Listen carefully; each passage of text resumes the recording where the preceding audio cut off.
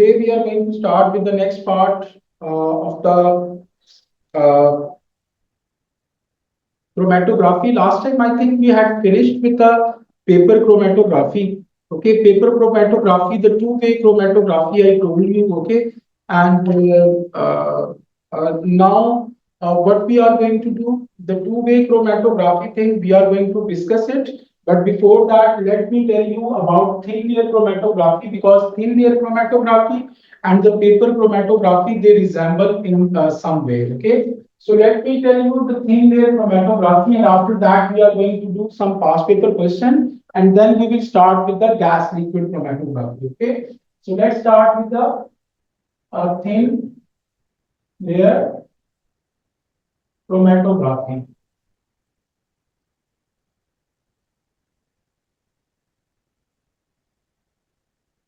So thin layer chromatography, that is denoted by the symbol TLC. Okay. So T for thin, L for layer, and C for chromatography. The difference between thin layer chromatography and the second one, that is the paper chromatography. The only difference lies between them. The paper chromatography results, they are not good at all. If you take the results from the paper chromatography, they would remain on the paper for only about 1 or 3 days. After that, those results, they would become fade. Okay, but if you want to keep the result for a longer period of time, like for 1 year or 2 years, you have to do the thin layer chromatography. In the thin layer chromatography, my dear, what you do, you got the stationary phase,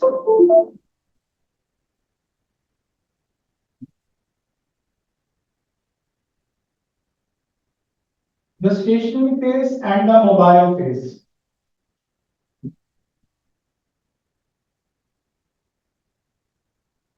The stationary phase used in the thin layer chromatography, that is actually the silica gel. Okay, and the mobile phase, that is actually any liquid or solvent. So liquid or solvent that could be used. Okay. For thin layer chromatography, my dear, you people are going to take this thing depends on the absorption technique. And I told you last time about the absorption. In the absorption, I told you that what would happen, that whenever you apply the sample, okay, that sample is going to form the forces of attraction with the stationary phase, with the silica gel. Okay, and then the mobile phase, that will travel, okay, on the stationary phase.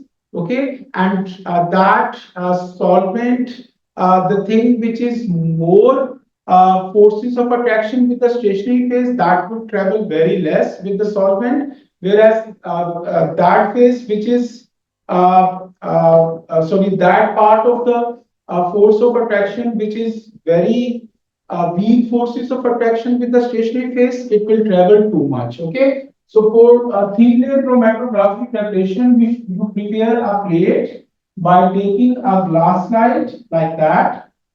So this one is a glass slide, or you can take any plastic type of the thing. Okay, now what should you do, my dear? You should make the silica gel. Okay, silica gel, that is actually in the form of slurry. Okay, so silica gel, if you add little bit plus water, okay, so it will form a slurry. What is the slurry? Slurry means it's a semi-liquid type of the thing. Okay, so semi-liquid. So now what should you do, guys? You should apply that semi-liquid thing on this glass slide or on the plastic type of the thing. Okay.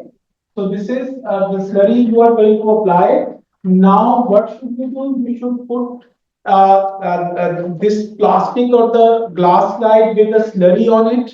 You should put it into the oven for dry. Okay. So you provide some particular temperature at which that slurry, that will become the solid thing. Okay. just like you can imagine the cement जब आप लोग बनाते हो तो that is actually in the form of slurry, semi liquid thing. Okay, when you put the cement in between the two bricks, okay, and let it dry, so it will become solid. Okay, so the same thing that would happen up here. Okay, so you put the slurry, first of all, the semi liquid type of the thing on the glass or the plastic type of the thing, and then let it dry for some time. Okay, so when it would become hard. Okay, now what should you do, guys? You put a sample. The other method that is exactly same as the paper chromatography. So you put the sample up here. Okay, the sample got the mixture. Let's suppose it's a mixture of amino acids. Okay, or it could be anything I told you. So it's a mixture of amino acid. Okay, so that mixture of amino acid will form different forces of attraction with the silica gel, because silica, that is a polar type of the thing. Silica, it's a silicon dioxide, so it's a polar type of the thing. It's a polar thing. Okay, so it will form different forces of attraction with the different amino acids. Okay, so the mixture of amino acid will form the forces of attraction with this stationary phase. Okay, now you put it into the solvent. So this is the solvent, and the level of the solvent that would be below than the sample applied. Okay, so this is the solvent, and this is the solvent level. Solvent level. Okay. Now the solvent is present up there. The solvent level is present up here. So this solvent, my dear, it will start rising up. So when it will come up here, okay, what it's going to do, it is going to dissolve the different amino acid inside it. Okay, so the amino acids which are having greater forces of attraction with the silica gel, okay, they will travel less, whereas those which are having weaker forces of attraction with this stationary phase, they will travel more. Okay, so in this way, different amino acids, they are separated in the form of colorless spores are there, and you can visualize them by spraying a locating agent. I told you that the amino acids, they always form colorless spores. Okay, colorless spores, and these colorless spores, they can be visualized by a locating agent, and that locating agent used up here, that is ninhydrin. Okay, ninhydrin. Did you get it? Okay, guys. Now I'm going to write down the stuff up here. First of all, on a glass or plastic plate, apply the slurry of silica gel. Let it dry in the oven for some time.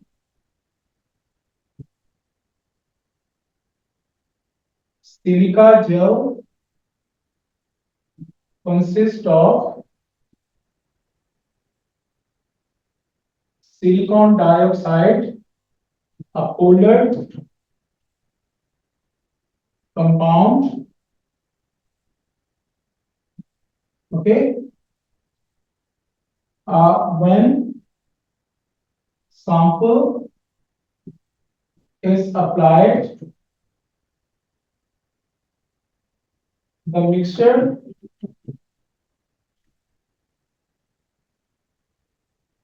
different components of mixture in sample will have different forces of attractions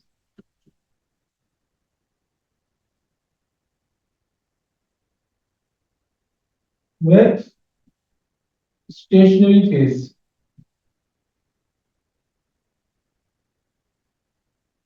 that is silicon dioxide. Okay, so when we put the plate in a solvent,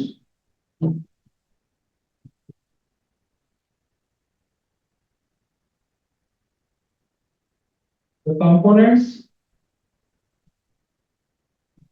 of mixture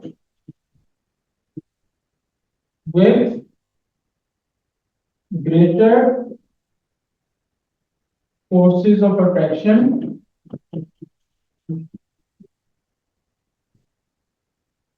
with silica gel travel less and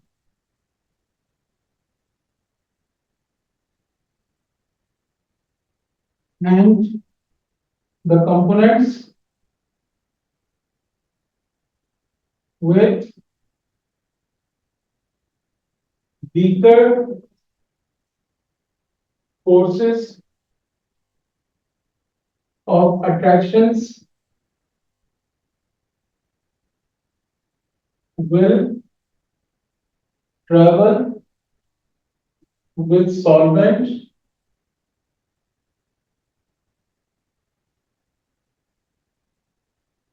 more. So in this way, different components of mixture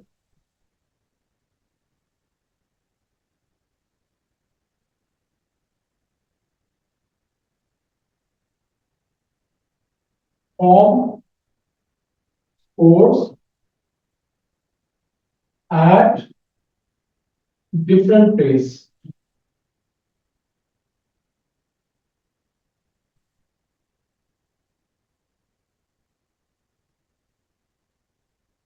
Calculate RF value to get the identity of components of mixture. Okay, guys. So in this way, my dear students, you can get the identity of different components of the mixture by means of thin layer chromatography. So thin layer chromatography, it is exactly same as the paper chromatography, but the only difference lies in its separation method, which depends on adsorption, whereas the paper chromatography, it depends on the partition. The second thing here, the stationary phase, that is silica gel, whereas in the paper chromatography, the stationary phase, that is paper. Up here, the mobile phase is solvent or liquid. In the paper chromatography, the mobile phase, that is also the liquid or the solvent. Okay. So in that case, you take any glass or plastic support. Okay, put the slurry of the silica gel on it, which is an ionic compound, not the ionic, sorry, polar compound. Okay, so let it dry in the oven and then put a sample and put it into the solvent. The solvent will travel on the plate, okay, and the components of mixture would be separated in the form of different spores, okay, and then calculate their RF value. The value of calculation of RF, that is same I told you.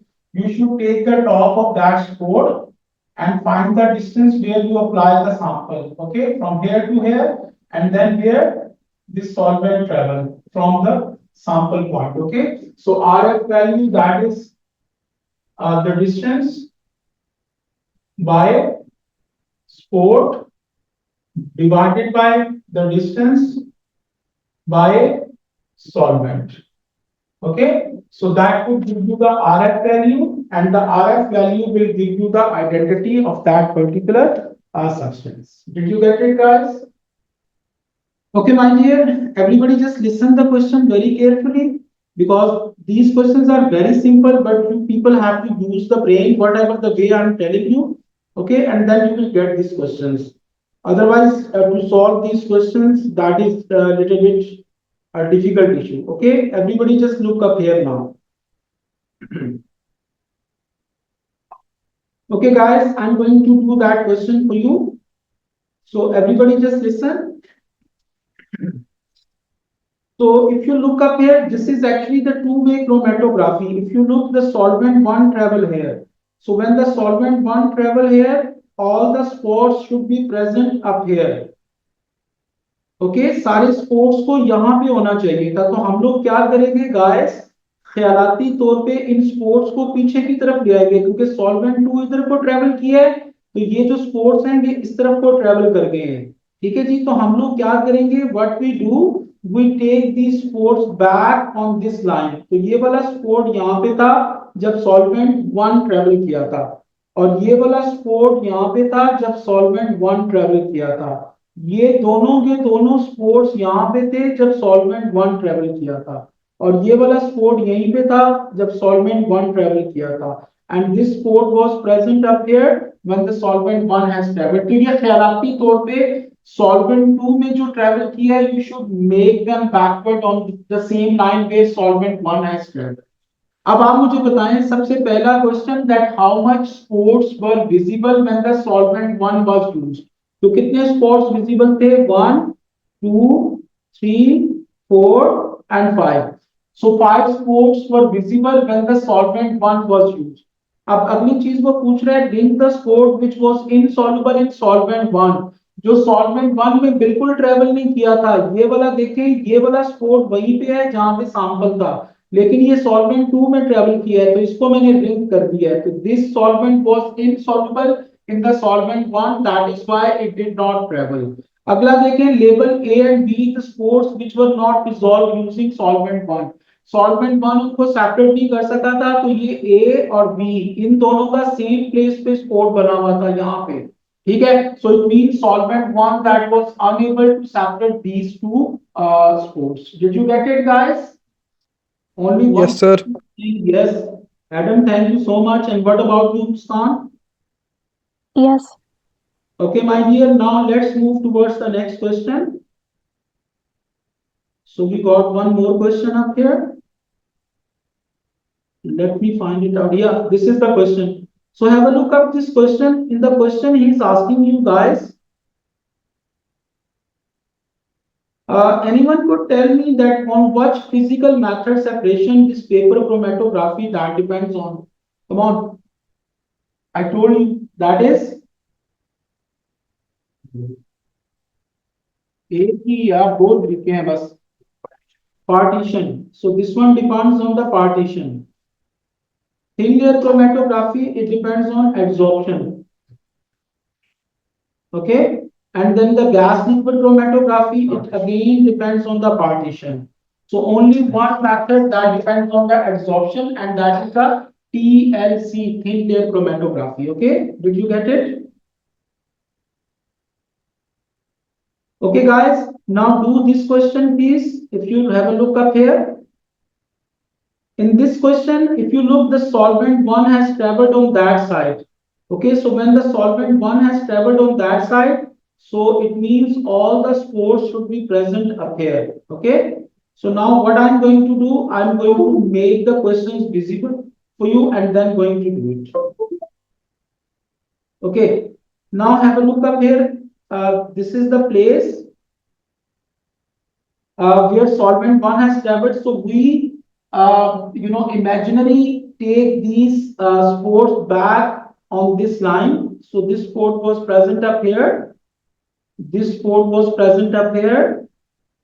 This one present up here, and this one present up here, like that. Okay, so how many spores were visible before solvent 2 was used? 1, 2, 3, 4. So 4 spores they were visible. Okay, next question, ring the spore that did not move in solvent 2. So solvent 2 में कौन सा move नहीं किया, ये वाला move नहीं किया solvent 2 में. Okay, this spore does not move in solvent 2. ये उसी लाइन पे लगा हुआ है. अगला देखिए, how many spores traveled further in solvent 2 that did in solvent 1. यानी सॉल्वेंट 2 में उन्होंने ज्यादा डिस्टेंस ट्रेवल किया है, तो कौन कौन से वो स्पोर्ट्स हैं? ये वन, इसने देखें जी इतना डिस्टेंस ट्रेवल किया हुआ है, और सॉल्वेंट वन में तो ये मूव भी नहीं किया था। इसने सॉल्वेंट टू में देखें जी इतना डिस्टेंस मूव किया, और सॉल्वेंट वन में सिर्फ इतना किया था, तो this is the second one. और इसने देखें जी यहाँ पे इतना डिस्टेंस मूव किया है, यहाँ पे इसने सिर्फ इतना किया था, तो this is the third. So three sports they traveled further in solvent two than in solvent one. Did you get it?